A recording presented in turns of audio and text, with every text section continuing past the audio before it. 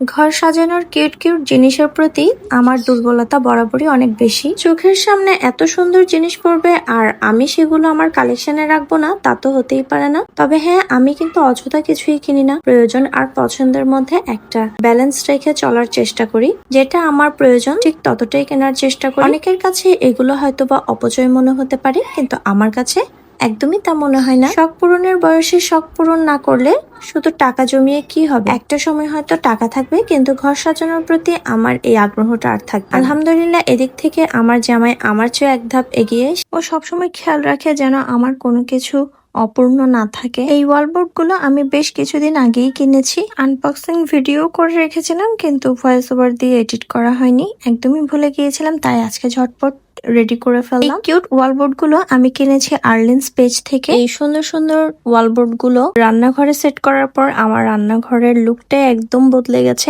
এত বেশি সুন্দর লাগছিল। এই ভেজিটেবলের থিমে করা ওয়ালবোর্ড গুলো আমার কিচেনের জন্য একদম পারফেক্ট মনে হয়েছে। ওয়ালবোর্ড গুলোর মধ্যে একটা গ্লিটারি ফিনিশ আছে, যা আলো পড়লে আরো বেশি ঝলমল করে। তোমরাও চাইলে নিতে পারো, আমি ক্যাপশনে পেজটা অবশ্যই মেনশন করে দেবো।